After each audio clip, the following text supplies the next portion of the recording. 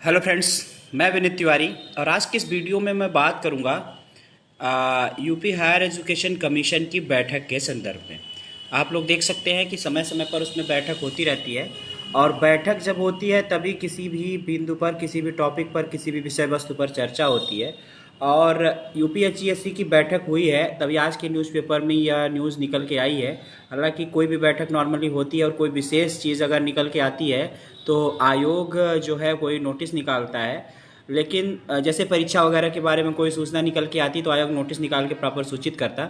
लेकिन बहुत सारी बैठक ऐसी होती है जिसका कोई विशेष अभ्यर्थियों के लिए मतलब नहीं होता है, अंदर की अपनी बातें होती हैं। तो उन बैठकों में जो चीज़ें होती हैं वो अपना निर्णय ले लिया जाता है और चीज़ें आगे बढ़ती हैं। अब यूपीएचईएससी की बैठक होने वाली थी जिसमें परीक्षा के संदर्भ में भी निर्णय लिया जाने वाला था, लेकिन परीक्षा के संदर्भ में न्यूज़पेपर में कोई बात निकल के सामने नहीं आई है। तो ऐसी स्थिति में परीक्षा आज चूंकि कल 18 या 17-18 के लगभग में ही बैठक हुई होगी, तब भी आज के न्यूज़पेपर में आया है। तो अगर ये बैठक परीक्षा के संदर्भ में नहीं थी, सिर्फ बीएड की एलिजिबिलिटी मैटर में थी, तो परीक्षा के संदर्भ में अभी भी कोई चीज़ सामने निकल के नहीं आई है। तो अगर हम बात करें कि इसमें क्या चीज़ है, तो आप लोग देख सकते हैं कि अर्हता के एलिजिबिलिटी के विवाद पर विशेष अपील करेगा उत्तर प्रदेश उच्चतर शिक्षा सेवा आयोग। आप लोगों को पता होना चाहिए बीएड वाला मैटर क्या था। बीएड वाले मैटर में ये था कि बीएड वाले मैटर में जो विज्ञापन आया था उसमें यूजीसी के अनुसार एलिजिबिलिटी क्राइटेरिया निर्धारित कर दिया था आयोग ने।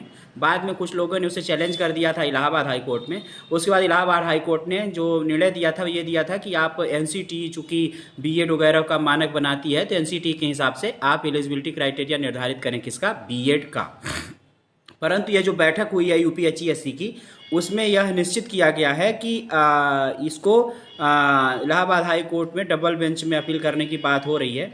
और इसमें जो है विधिक राय के आधार पर यूपीएचईएससी ने निर्णय ये लिया है कि विशेष अपील की जाएगी इसके बारे में। तो विशेष अपील की जाएगी तो यहाँ पे आयोग की बैठक में यह निश्चित किया गया है कि जो एलिजिबिलिटी क्राइटेरिया आयोग ने यूजीसी के अनुसार दी थी उसी के बेस पे आगे बढ़ने की तैयारी है।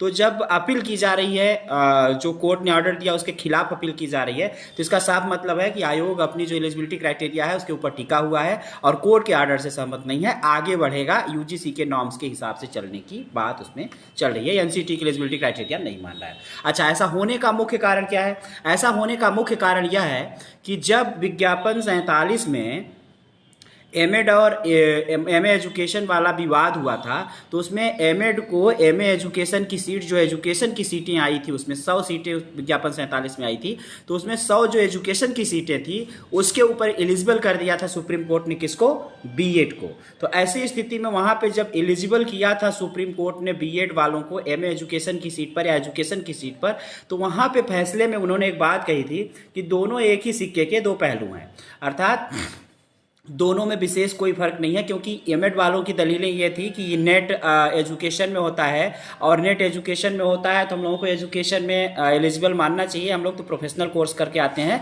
और हम ज़्यादा योग्य होते हैं, हम लोगों के अंदर ट्रेनिंग की भी चीज़ें होती हैं, एकेडमी की भी चीज़ें होती हैं। तो ऐसी स्थिति में सुप्रीम कोर्ट ने उन्हीं लोगों के पक्ष में फैसला दिया था, एमएड वालों के पक्ष में फैसला दिया था, उन्होंने एजुकेशन में उनको एलिजिबल कर दिया था।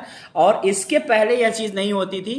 बाद में विज्ञापन 50 में क्या हुआ कि आयोग ने एलाइड सब्जेक्ट जो होते हैं उसमें एमए एजुकेशन वाले में एमएड को कर दिया और एमएड वाले में एमए एजुकेशन को एलिजिबल कर दिया। नेट तो दोनों ही एजुकेशन से देते हैं, तो दोनों ही एजुकेशन से नेट देते हैं, इसलिए दोनों को दोनों में एलिजिबल कर दिया। जो विज्ञापन आया उसमें एमएड के एलाइड में एजुकेशन, एमए एजुकेशन को कर दिया, एमए एजुकेशन के एलाइड सब्जेक्ट में एमएड को कर दिया। तो ऐसी स्थिति में जो ये नेट दोनों ही एजुकेशन से देते हैं, जबकि एजुकेशन एक एकेडमिक डिग्री है, एमए एजुकेशन एक एकेडमिक डिग्री है, जबकि एमएड जो है प्रोफेशनल डिग्री है, तो दोनों को एलाइड में डाल दिया और दोनों नेट एक ही सब्जेक्ट से देते हैं एजुकेशन से। तो वहीं से ये विवाद उत्पन्न हुआ कि जो एलिजिबिलिटी क्राइटेरिया है एमए एजुकेशन की वो यूजीसी के हिसाब से होना चाहिए। ऐसा बीएड वालों ने ही याचिका दायर की और क्या बोला कि एनसीटी के अनुसार एलिजिबिलिटी क्राइटेरिया बीएड की होनी चाहिए। लेकिन आयोग जो है वो कह रहा है कि नहीं, जो हमने एलिजिबिलिटी क्राइटेरिया निर्धारित की है उसी के आधार पे हम चलेंगे, आगे बढ़ेंगे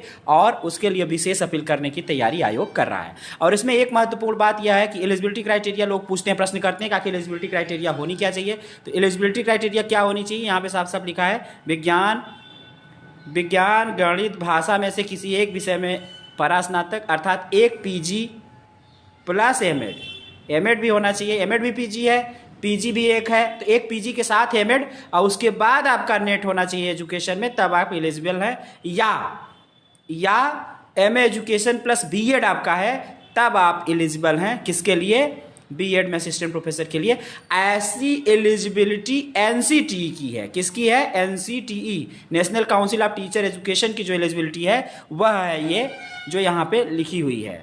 लेकिन जो इस बार का विज्ञापन आया है उसमें बीएड में पढ़ाने के लिए एमए एजुकेशन अगर सिर्फ आपका है तब भी आप फॉर्म भर सकते हैं, और एजुकेशन पढ़ाने के लिए, बीएड पढ़ाने के लिए, सिर्फ बीएड पढ़ाने के लिए एमए एजुकेशन आपका है तो भर सकते हैं, बीएड को उसमें नहीं कंपलसरी किया है, और एजुकेशन में पढ़ाने के लिए आपका एमएड है तो आप भर सकते हैं, दोनों को अलाइड कर दिया है। बीएड की एनसीटी की एलिजिबिलिटी क्राइटेरिया के अनुसार चलने की बात इसमें नहीं हुई है, तो यही इसी पर याचिका दायर की गई थी।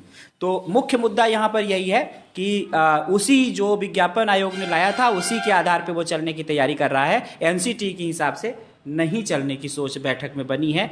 तो बैठक में इस चीज़ में, अब रही बात परीक्षा के संदर्भ में, तो परीक्षा के संदर्भ में उम्मीद थी कि बैठक होगी तो परीक्षा के संदर्भ में कोई चीज़ निकल के सामने आएगी, परंतु परीक्षा के संदर्भ में बैठक में कोई चीज़ निकल के सामने नहीं आई है। अतः परीक्षा के बारे में अभी कुछ कह पाना कठिन है। देखते हैं 1-2 दिन के बीच में अगर कोई बैठक होती है और कोई अपडेट आता है तो आप लोगों को सूचित करेंगे। तो इस वीडियो में इतना ही, नेक्स्ट वीडियो मिलेंगे, तब तक के लिए